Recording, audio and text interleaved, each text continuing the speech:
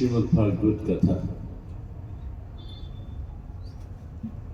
श्रीमद्भागवत कथा कभी भी श्रवण करो लाभकारी ही है, लेकिन कुछ अवसर ऐसे होते हैं जिनमें श्रवण की गई श्रीमद्भागवत विशेष अति विशेष होती है। माघ मास उन पावन अवसरों में से अति विशिष्ट अवसर है।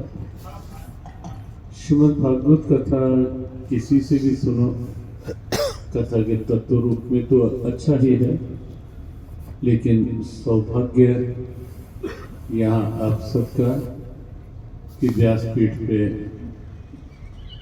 हमारे परम श्रद्धे भानपुरा पीठाधीश्वर श्रीमद जगद्गुरु शंकराचार्य विराजित हैं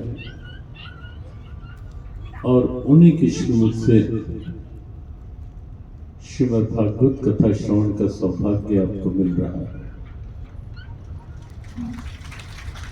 उस पर भी स्वर्ण सौरभ संयोग यह है, विशेष मांगलिक भाव यह है कि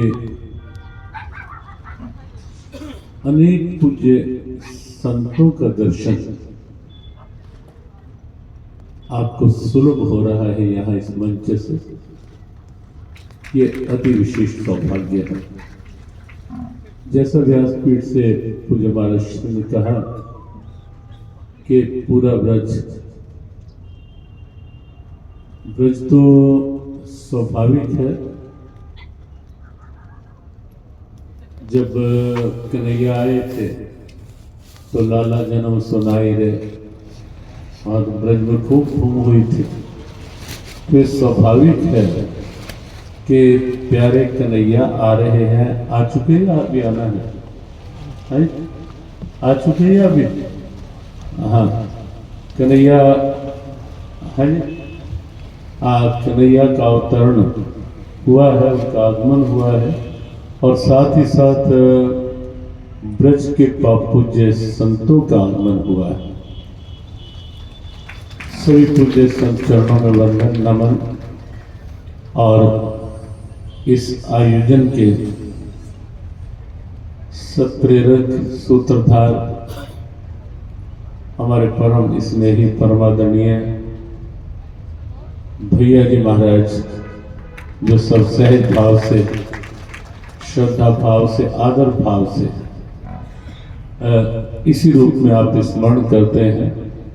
और अब जगतगुरु विष्णु स्वामी जी के रूप में आप जगतगुरु पद पर भी अभिषिक्त हुए हैं, लेकिन आपकी फिर भी संतों के मध्य सहजता निश्चित रूप से वंदनीय है। बस 2-3 मिनट की बात। कन्हैया का आगमन वस्तुतः परंपराओं का अवतरण है। कन्हैया का अवतरण आदर्शों का अवतरण है। और जब श्रीमद् भगवत गीता में भगवान कृष्ण कहते हैं, पार्थ मैं युग युग में आता हूं। क्यों आता हूं? धर्म संस्थापनार्थाय। तो जब जब धर्म की हानि, अधर्म की वृद्धि होती है, मैं तब आता हूं पार्थ। और किस लिए आता हूं? धर्म संस्थापनार्थाय, धर्म की स्थापना के लिए। देखो, धर्म की जो बात आती है, यह भगवत गीता में जब भगवान कहते हैं सर्वधर्मान् परित्यज्य, बहुत लोगों को लगता है कि सब धर्मों का त्याग करके श्री कृष्ण अपने लिए, अपने पास आने को कह रहे हैं। क्योंकि आप धर्म शब्द कोई मजहब नहीं है, कोई रिलीजन नहीं है, कोई संप्रदाय नहीं है, कोई मत मतांतर नहीं है। धर्म शब्द जहां उन मूल्यों, उन आदर्शों, उन परंपराओं की स्थापना के लिए जो लुप्त हो जाती हैं और जिनके लुप्त होने से मानवता लुप्त होने लगती है, जिनके लुप्त होने से सद्भावनाएं लुप्त होने लगती हैं, जिनके लुप्त होने से दैवी संपदा लुप्त होती है और आसुरी संपदा, भगवत गीता की भाषा में ले तो आसुरी संपदा बढ़ने लगती है। मैं उस आसुरी संपदा का विनाश करके, संहार करके दैवी संपदा को फिर से स्थापित करने आता हूँ, दैवीय सद्गुणों को स्थापना करने आता हूँ।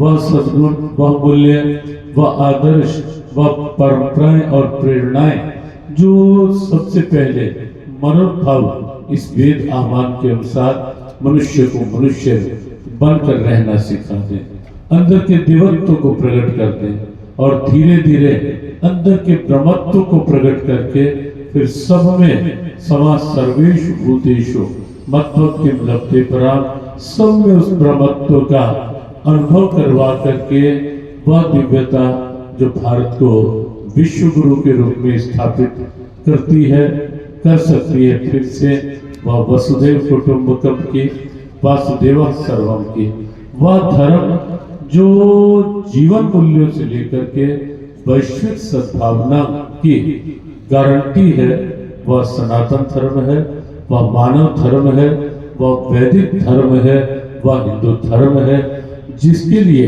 भगवान अवतरित होते हैं।